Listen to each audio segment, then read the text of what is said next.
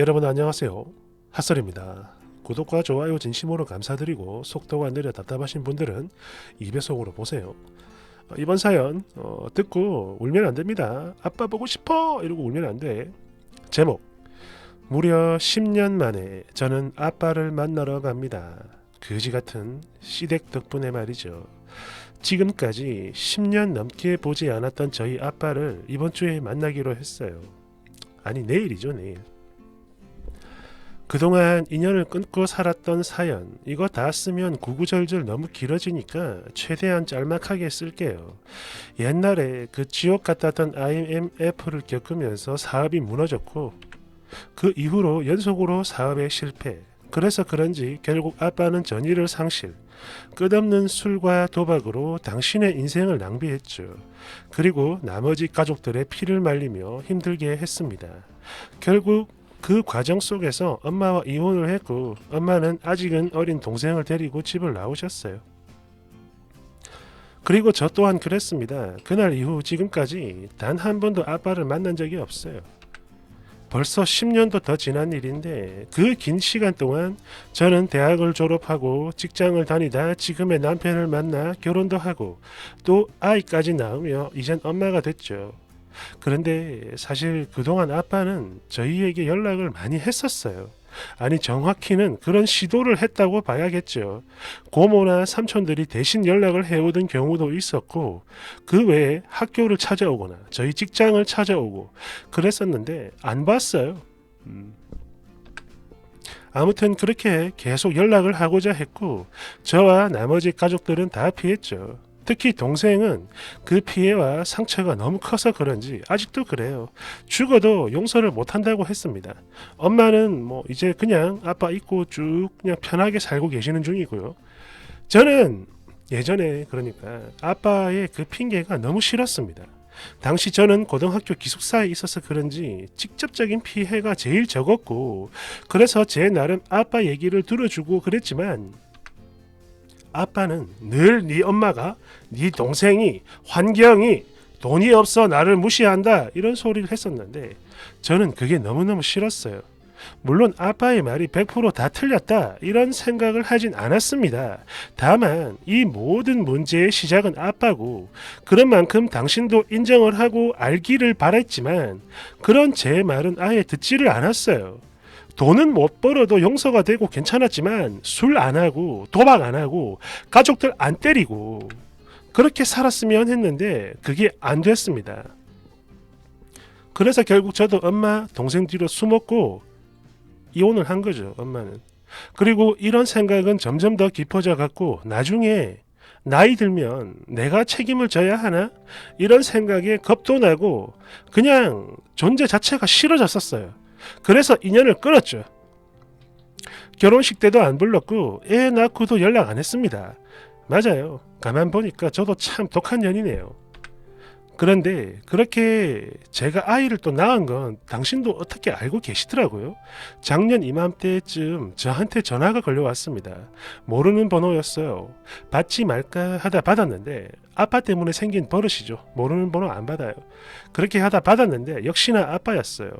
그래서 바로 끊으려고 했는데 땡땡아 잠시만 땡땡아 잠시만 이렇듯 너무나 급하고 또 애처롭게 이름을 부르는데 모르겠습니다. 이 순간 갑자기 이런 생각이 들더라고요.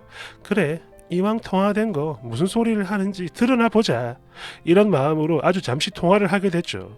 그런데 정말 오랜만에 얘기를 하게 된 아빠는 예전과는 참 다르다라는 게 느껴졌어요. 확실히 달랐습니다.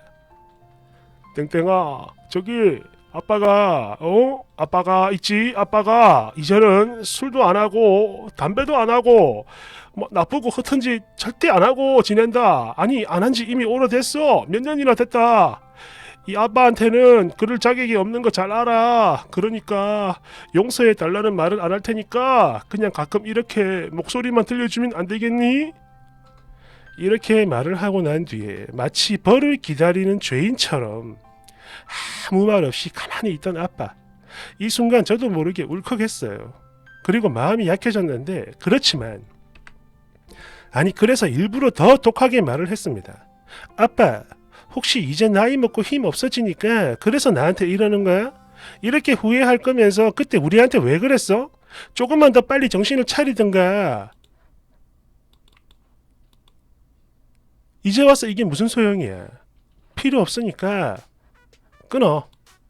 앞으로 두 번 다시는 연락하지 마.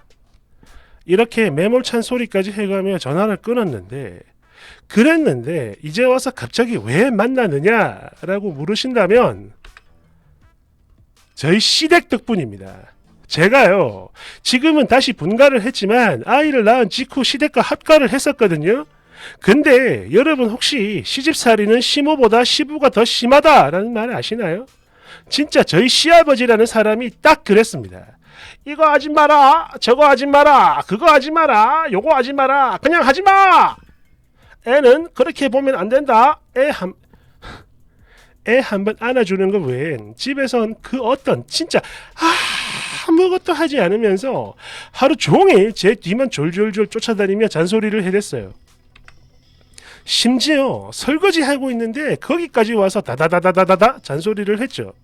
퇴직하고 집에 있다 보니까 많이 심심했나 봐요.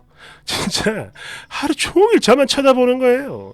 자식들은 치우지 않아도 부모인 당신들한테 막대해도 늘 안쓰럽고 다 이유가 있고 힘들어서 그런 거지 등등등 이런 소리와 함께 모든 걸 다 이해하면서 오직 당신의 며느리인 저한테만 잔소리를 했어요. 거기다가 100일도 안 된 아기를 돌보는 며느리한테 당신이 키우는 그 개색 강아지까지 맡기고 3박 4일, 1박 2일 등등 한 달에 서너 번씩 아니 거의 매주 놀러를 다니셨죠. 그럼 이때 저희 남편은 뭐 했냐고요? 정말 미친 듯이 싸웠습니다. 저 말고 자기 부모들과 진짜 피토하며 싸웠어요. 그랬더니 시부가 나중에 저한테 그러더라고요. 이 모든 게 니년 탓이야! 이렇게 말이죠. 어디 그지 같은 게 기어 들어와 집안을 개판으로 만들고 아들 새끼를 등신으로 만들어 놨네 라며 욕을 했어요. 아들 새끼고 손주 새끼고 안 보면 그만이라고 했습니다.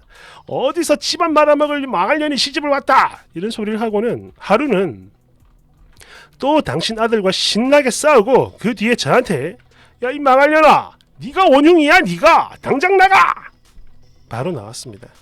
그리고 친정으로 달려갔죠. 우리 엄마 속상해 하실까봐 이유는 아예 말도 못하고 몇 시간을 바보처럼 그저 울기만 했었습니다. 그리고 이날 밤 저희 남편은 분가를 선언했고 거의 인연을 끊다시피 하면서 나오게 됐어요. 이거 되게 시끄러웠는데 그냥 넘어갈게요. 뭐 중요한 건 아니니까. 그 후 진짜 몇 달 동안 연락도 없이 지냈습니다. 근데 어머님에게 연락이 와요. 아버님 생신이라고. 분명 아버님이 시킨 거겠죠. 뭐 안 봐도 뻔합니다. 흔해요. 어떻게 할까 한참을 고민하다가 남편하고 한참을 고민하다가 그냥 호텔 뷔페에 가서 같이 밥 한번 먹고 용돈 하시라고 100만 원 건네드렸어요. 그러니까 결국 이렇게 다시 얼굴을 보고 지내게 됐는데 몇 달 만에. 그런데 지금까지 사과 한마디를 듣지 못했어요. 그러니까 저도 뭐 당연히 예전 같은 어른 대접 절대 없죠. 저희가 먼저 연락을 하는 경우도 단 1도 없습니다. 그런데 전날에 저를 내쫓으며 하셨던 말과는 달리 당신 손주의 재롱은 또 보고 싶었나 봐요. 가끔씩 양손을 무겁게 해서 찾아오곤 하는데 이것도요. 제가 아니라 당신 아들이 무서워서 당신 아들 눈치 보는 겁니다. 그런데 이게 참 치졸해 보이더라 이 말이죠. 말 그대로 어른이고 어버이인데 잘못을 했음에도 사과도 없고 본도 보이지 않고 그저 맨날 첫날 자기 아내 뒤에 숨어서 대접만 받으려고 하는 겁니다. 정말 추했어요. 아니 역겨웠습니다. 진짜로. 그랬는데 그러고 사는데 얼마 전에 문득 저희 아빠 생각이 나는 거예요. 비록 과거에 큰 잘못을 했다고는 하나 나를 낳아준 친아빠인 당신 딸한테 온갖 모질고 독한 말과 욕을 들어도 끝까지 미안하다라며 용서를 구하며 울고 있는데 그런 아빠를 나는 연까지 끊고 이리 사는데 사과 한마디 없이 여전히 큰소리 뻥뻥 치고 생일밥 챙겨달라는 시부 얼굴은 보고 사네.